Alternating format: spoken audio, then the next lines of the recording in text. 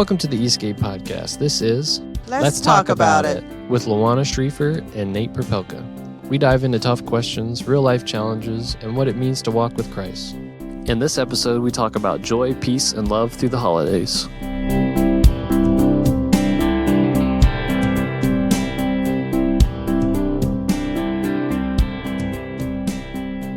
Hi, my name is Nate. I am the student pastor here at Eastgate. Hi, it's Lawana. I am a part of the board, and I am a life coach. All right, so it's the holiday season, and it's supposed to be a time of joy and happiness and family getting together and sharing.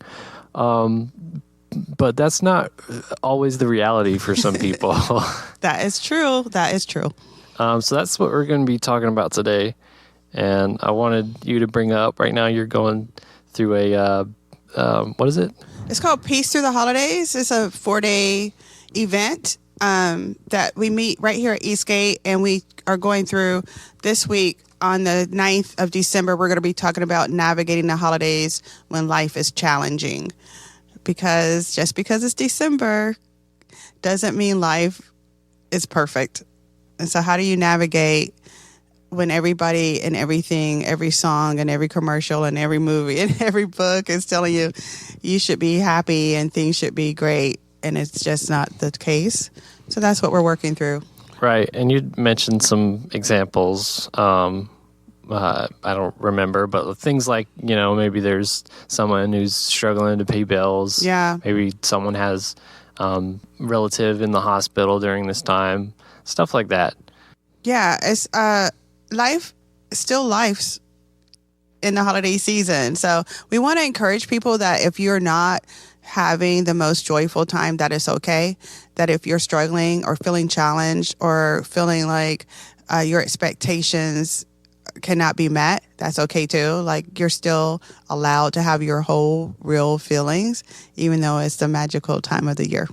Great. And then our hope is that maybe we could share some things that might help you or anybody get through this time. Yeah, we want to really have a conversation. Nate and I have always wanted to make sure to have conversations that are affecting us and that we think can be helpful for the listener. So we want you to know that at Let's Talk About It, we understand that life is hard, and just because it's the season of Christmas doesn't mean that you feel that way. So we want you to feel safe and comfortable admitting, like, wherever you are, that's okay. If you don't feel okay, that's okay.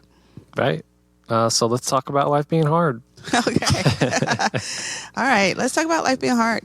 I think one of the things that when I was going through a divorce, I separated in October. And so the first Christmas was just a few months away.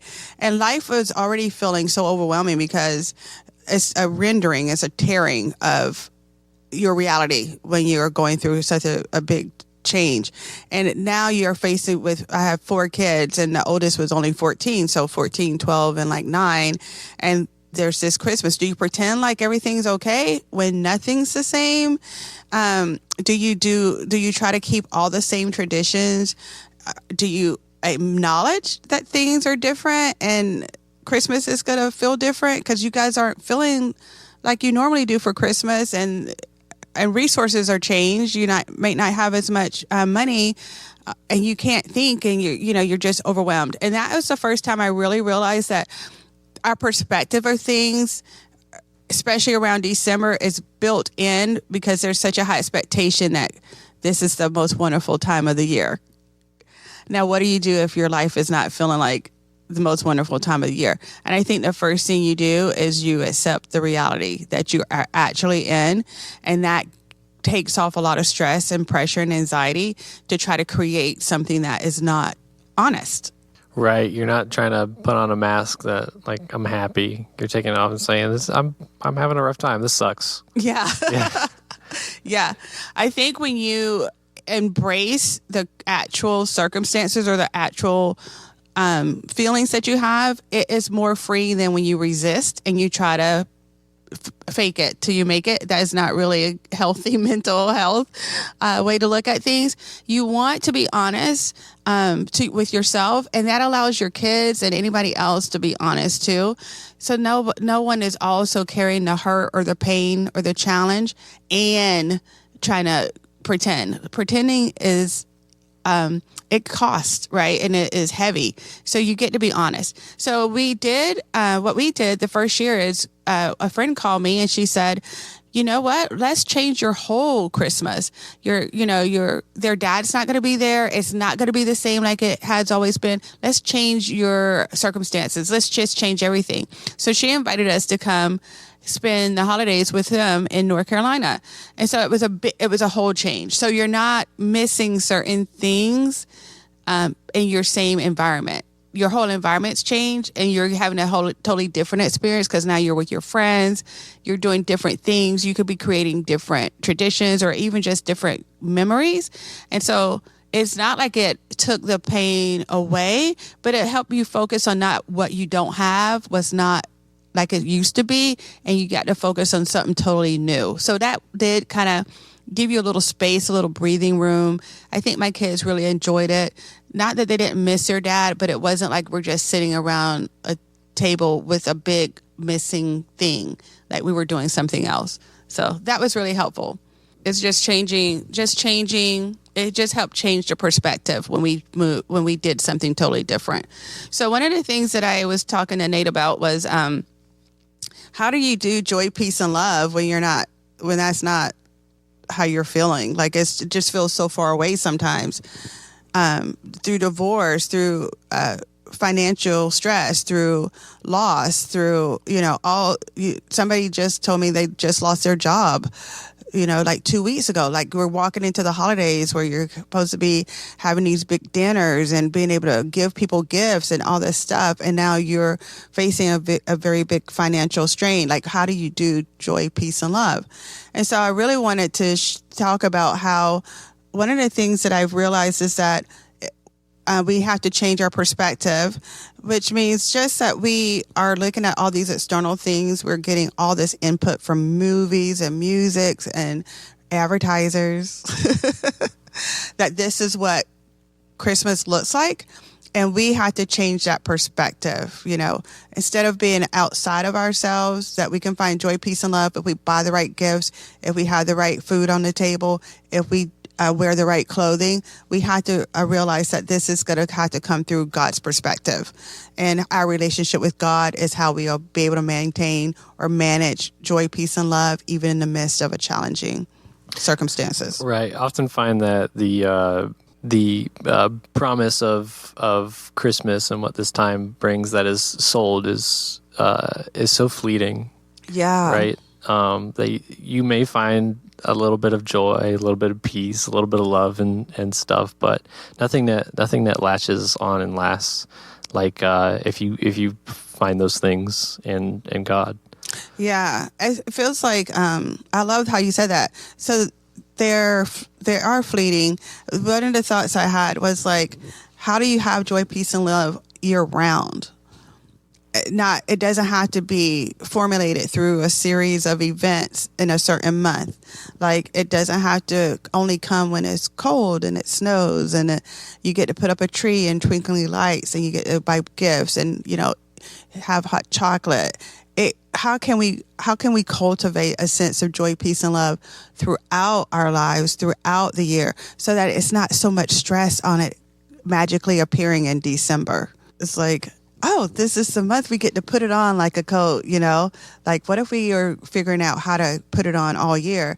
Then there's not as much stress that this has to be a perfect month. Right. So we had some verses here about joy, peace, and love that I thought were really good that you found. And can I go ahead and read them? Yeah. So we have for joy, Nehemiah 8:10. Go and celebrate with a feast of rich foods and sweet drinks, and share gifts of food with people who have nothing prepared. This is a sacred day before our Lord. Don't be dejected and sad, for the joy of the Lord is your strength. Yeah, the reason I really like that is in Nehemiah, they have been exiled. The Israelites have been exiled. They have been taken over, and God is bringing them back to build the temple. And so they're in flux. Like, things are not like it used to be. They used to be, slaves in other foreign lands. And God tells them, in Nehemiah, it says, you can still celebrate. I think they're celebrating some kind of feast or something that they've been told before. You can celebrate that. You don't have to be sad or dejected because of what you've lost. The Lord is your strength. The joy of the Lord is your strength. So sometimes when we are thinking about joy, it's an external thing. And what I want us to kind of think about is, how can we find joy in the Lord?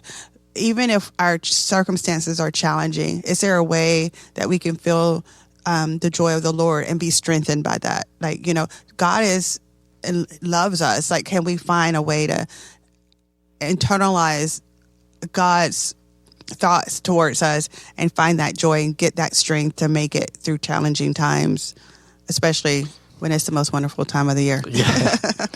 Yeah, I was trying to think of maybe a specific situation in my own life, but I can't think of anything right off the bat. But I know for me that as I have grown closer to God, and I have, put more time into that relationship, and when I do have moments where things seem grim or stuff, I find it a lot easier to find the joy in those moments. Especially just like, when things are going not great, one of the first things I think of now would be to go to God. Yeah. Yeah. I love that, because, there's all kinds of things we can try to use to comfort us or to help us feel a little bit better. Food, spending money, I don't know, drinking, all kinds of things. Right. Now that you say that, God's not one of the first things that I go to. Nate's been honest today. Yeah. Nate's been honest. Yeah. But more so than, in the past. He's on the short list now, right? Yeah, he's on the short list. It doesn't take, yeah. So, I love that. Okay, and then we have peace. And for peace, we have John 14:27. I am leaving with you a gift, peace of mind and heart. And the peace I give is a gift the world cannot give. So don't be troubled or afraid. I like that part, that peace is a gift that I give that the world cannot give. Yeah, I love that too. I think peace is definitely a gift. It kind of feels like, to me, when I think about peace, it means that I'm not worried. That's what I kind of think about. It's like, I'm not stressed, I'm not anxious, I'm not worried. I'm in like a satisfied contentment, and I'm not striving for something. I'm not trying to control things. So peace has really been a blessing to me when I have been such a hyper, like trying to know everything and trying to figure everything out and trying to have control. Peace is like, you don't have to have all the answers, and you can just trust in me, and I give it freely. Like, peace is like grace, God's so abundant in what he's willing to give us. And peace is like, I want you to have it. I don't want you to be worried. I don't want you to be trying to be in control. So I'm freely giving it to you, and I don't take it back. It's no take backs like the world does, right? It's not transactional. And that's what I love. Like, if I could just settle myself down and talk to the Lord for a little bit instead of like running around like a chicken with her head cut off, then I could be experiencing peace a lot more often. Yeah. I'm trying to think of like all the times in my life where I felt peace, and not just like where I'm not stressed out, like where I've actually felt peace. And I like all the times I can think of, like God was there whenever I felt like peace. Yeah, like a presence, right? Yeah. Like, oh yeah, we're in relationship right now. Yeah. I'm in this, I can feel him, I can sense his presence, and we're in communion. That's like when it's just not about worrying or whatever. Yeah, I love that too. I think I wanted to say, one of the things that steals our peace is the way we think about ourselves and about other people. If we're doing a lot of comparisons, if we're forgetting to be grateful, if we're forgetting what God's done for us in the past, like peace, I guess, like all things, come from our relationship and our trust in God. And when we can do that, isn't it Philippians that says that he will give us peace if we don't worry? Do not worry about the peace of God that surpasses understanding is in Philippians 4. And it's talking about how you're thinking. Do not worry. Don't be anxious, da, da, da, da.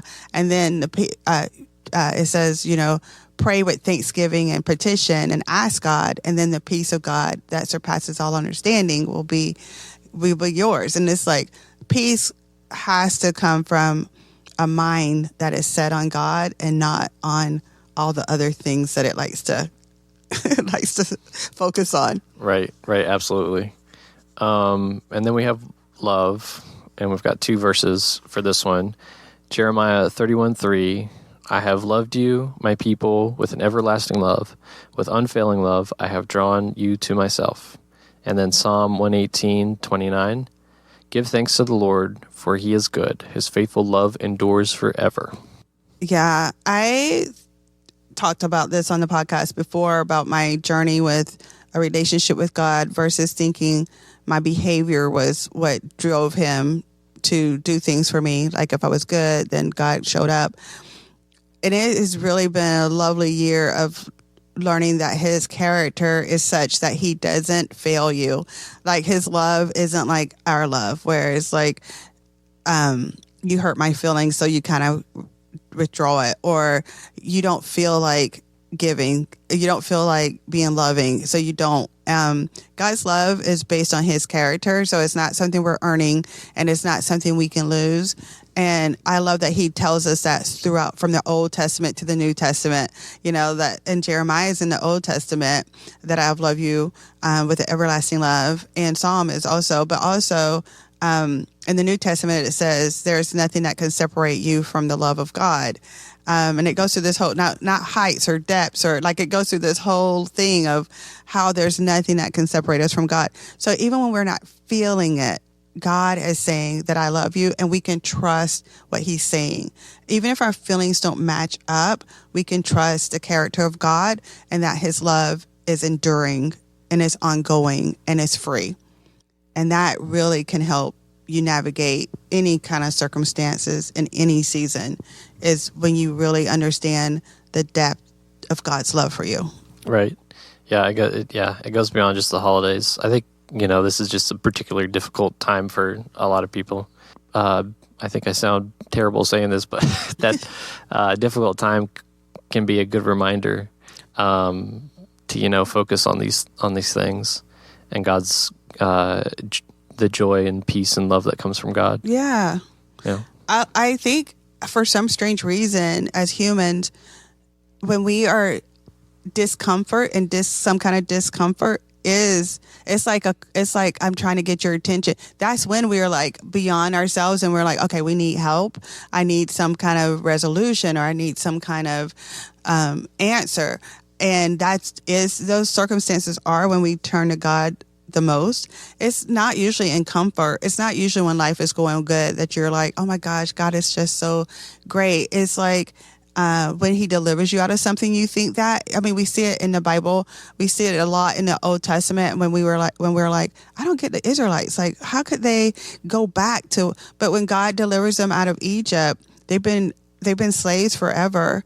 400 years, God delivers them out of Egypt. They're in the wilderness 40 years complaining. Like, they get out of Egypt from slavery, they are so excited, and then they're complaining.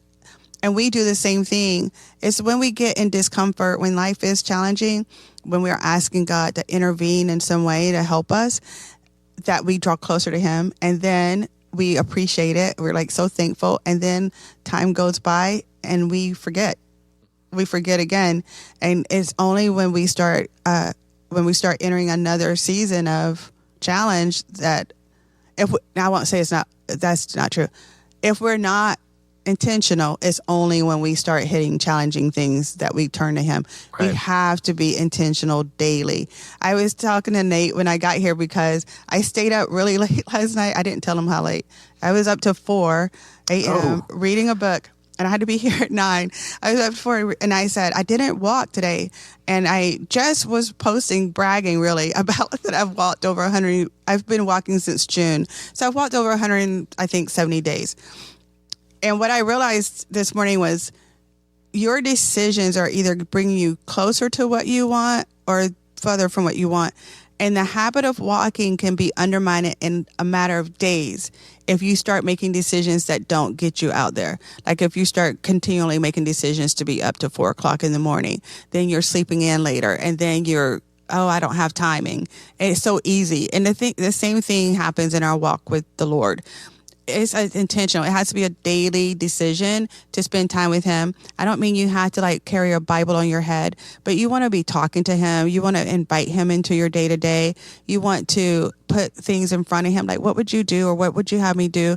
You just want to be in a close relationship with him. And that is how you get the joy, peace, and love, by the way, is that walk with Christ. But if you're not careful, you'll just wander away. So you have to be intentional about it, and you have to be intentional about your time with him. I think that's where I was going with this, because it's easy to be distracted. Very easy. Right. I think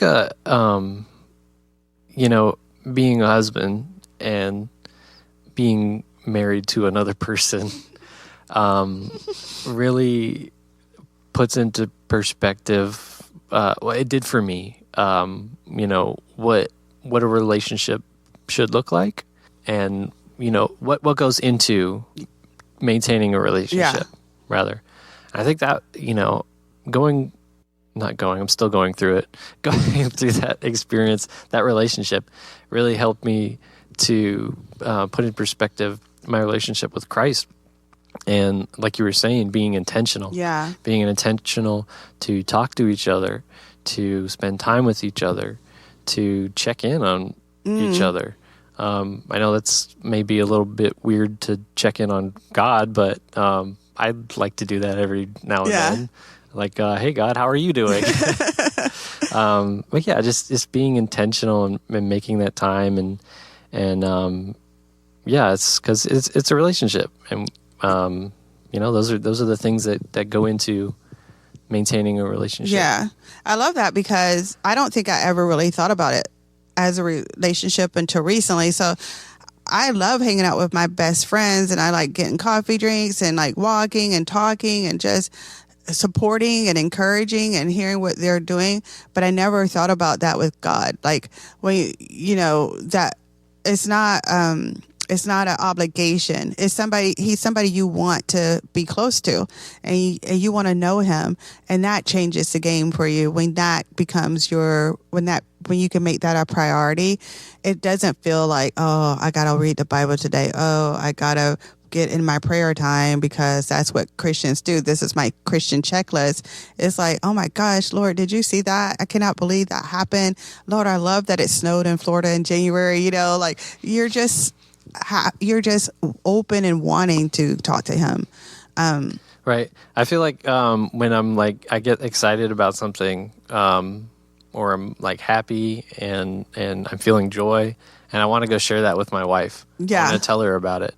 And, when I would pray in my past, it was always asking God for stuff. Yeah.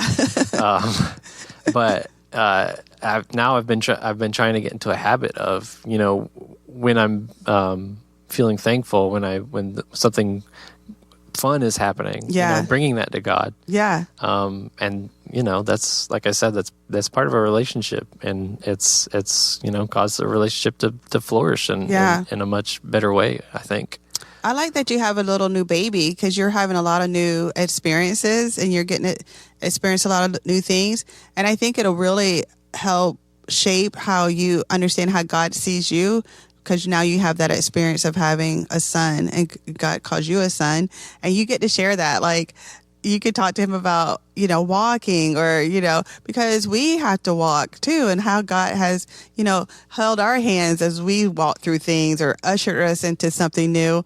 And that's what you're doing with your son. Oh, right. Yeah. No, I get so excited about I get to show my son this thing that I really love. And it's like, God's probably like that. Yeah. He wants to show us, his love and the joy that comes from that. Yeah. Yeah. It really puts things into perspective. I love Yeah, that's a great one. He does. So we were going through things that we can do. We talked about changing your perspective and changing your expectations. I think we've kind of hit on this already, but this time of year, there's huge expectations. I mean, you can remember from when you were a kid and you were waiting for Santa, maybe, or you were thinking about being out of school and how much fun you were going to have and who you were going to get to see over the holidays. And we bring a lot of expectations in as adults too.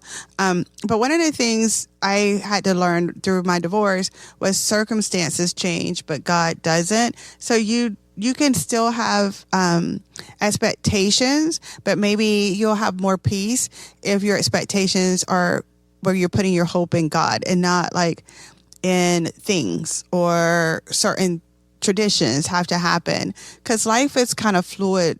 Change is always on the horizon. Nothing really stays the same. So when life changes, when the rug is pulled out from under you, and you cannot meet those expectations that you thought you were going to have, keep your eyes on God because he will be the same. When everything else is falling apart, God is constant. And that has really helped me throughout the last couple of years. I remember so when we separated, now the kids have to be in two places for Christmas. So how are you going to do that? Like before you had a certain tradition and now somebody's not going to be there when they wake up and go to the tree. So what I learned to do is not put my joy in that tradition. How can I keep the joy and change things? So we did FaceTime. They were with me Christmas morning. And we would FaceTime him wherever he was. He traveled a lot in the beginning. So he was being foreign, other countries and stuff. And so he was right there, FaceTiming with them. That wasn't how it used to be. And that wasn't like how I would have wanted it to be, but it's how it was. How do I make the best out of the situation we're actually in instead of holding on to how things used to be or being resentful or bitter about whatever is happening in our lives? And that really worked out for us. So they got to be on FaceTime with him. And then when he was in town, he would come and get them from lunch and they would spend the rest of the weekend with him. Not how you wanted it, but it's what it is. How can we make the best out of this? How can we change our expectations where joy isn't based on what we used to have? Right. And I talked to you this morning about, my family. And our expectations were, centered around gifts, I guess, for Christmas. Not completely, but that was a big part. And then as we've gotten older, we're all adults now. And gift giving is not really the same as when you're a child. And so what we've been doing is, I guess, shifting our expectations from receiving and giving gifts into now we like to play games. And last year I did trivia, and I think I want to do it again this year. It's really fun. But yeah, just doing things that encourage the relationship, the time spent together with the family and things like that. And like I was talking about, like with relationships with God and stuff, having the expectation to build those relationships, I think is a lot more powerful. Yeah. I love that when you told me earlier too. It feels like it's less stress. Right. And there's a different focus. It's like a experience, memories. You're focused on that relationship, those relationships, and building memories together. And that always feels good when you can do that, where you create more connection. Right. Yeah. That's awesome. All right. Number 3 was look for God. All good things are found in God. So when you're talking about like, how do you check in with God? Yeah. This is one of the things I think about is like, where is God moving, or where is something that God has said that he cares about that I could find myself doing, helping, supporting. So look for God. So like, God cares about the homeless. God cares about the orphan. God cares about the widow. God cares about people. So where is there a need maybe that you could show up in a situation that could be helpful? Or also just nature, getting out in nature and seeing the beauty and the intricacies of how God's created leaves and plants and flowers. Like just being in nature and seeing God. And in community and relationship. And in community and relationship. So when life is challenging, when life is hard and it's tough and it feels like you're not having the most wonderful time of the year, look for God. He says when you look for him, he will be found. So you don't have to search too hard because he's always present.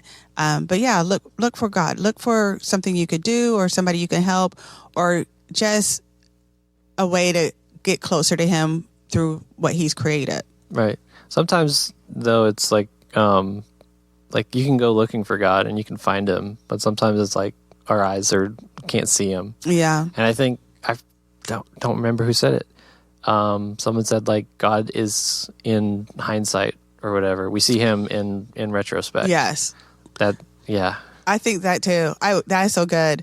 'Cause especially after we go through the thing, we're like, oh my gosh, look at God. Like God brought me through it. But in the thing, sometimes we're not seeing where God is in our feelings or our circumstances. Right. So maybe that's a little bit of encouragement that, if you're seeking God and you feel like you don't see him, he's probably there. Yeah, he's probably there. Take the focus off yourself. This cracks me up because Nate and I were talking about this morning, how you could just be so self-focused on your problems, on your issues, on your trauma. Oh, I really bathed in that for a long time. And those are legitimate things. We're not saying to ignore them. Ignore them, yeah. Yeah, those are legitimate. But sometimes it sends us in a spiral and it sends us in a mindset and it sends us in a space where we're stuck and we are depressed or we're anxious or we're stressed. And what we want to do is how can we shift something in the way we're thinking that takes that focus off ourselves that's not serving us in any way. And one of the things I think is find other people to serve. Where can you find yourself in service to others? That usually is such a cool way of putting you in perspective to a bigger picture instead of you being the big picture. Right. I think, like taking care of other people can put it in perspective of, how you take care of yourself. Oh, yeah. I didn't think about that. Yeah. I did not think about that, but we do sometimes tend to have more grace for other people than we do for ourselves. We usually talk to other people in a better way than we talk to ourselves about the same thing. Like if your friend came to you and said, I'm feeling kind of depressed.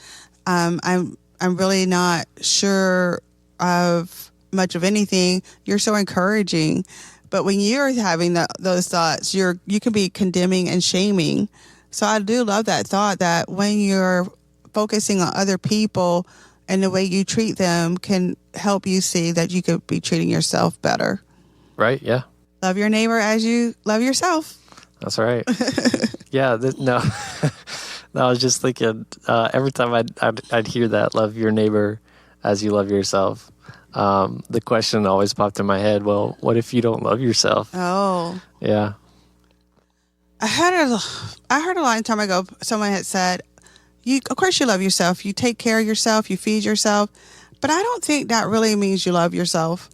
It means you survive. Your body, it survives. It wants to live. So it does those things. But the way you talk to yourself is really an indication of how you think about yourself. And so, when you have to love your neighbor as you love yourself, that is like a standard of behavior you want to start cultivating so that you can love a neighbor because you do love yourself. But I think sometimes, I don't know, we outsource love to other people that we won't receive. We won't receive it and we don't give it to ourselves. And then we have a hard time receiving it from others. That's a hard thing for a lot of people is receiving. Yeah. It is hard. You have to be vulnerable to receive. Yeah. And we don't like that. No, we don't like that. That's not fun. Okay. And the last thing I thought, and maybe Nate has another thought behind this one, was that sometimes we have to remember what God has already done for us. How God, like you said, in hindsight, we can see the hand of God in our lives where we might not be experiencing it or seeing it in the challenging times or in the circumstances that we're in. But in the Old Testament, God talks to the Israelites a lot about putting up memorial stones so that they can remember what he has done. I think it is easy to forget. It is easy to start. You get the thing that you've been praying for, and now you want the next thing. That's how our brain just does. It's like, oh, I got the car. Now next, what's next? What's next? What's next? What's next? And we forget that God is faithful and he's consistent and he is good.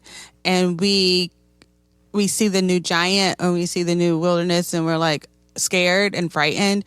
But God is like, I'm consistent. What have I done for you lately? Like, no, just remember what I've done for you. And I am consistently going to be doing that in the future. Right. We talked about communion recently on the Eastgate podcast. And communion is a reminder of, Jesus' sacrifice, how we do that consistently every month. Yeah. To remind ourselves Yes. of what God did for us. Yeah. Yeah. And one thing we both realize is like everything changes. So if you're in a season now that doesn't feel good, that is hard, it's not going to last forever. Everything is in motion and that season is going to pass. It's how you're navigating it and managing yourself that makes a difference. So don't dwell on what you don't have. Start being thankful for what you do have. Find the good.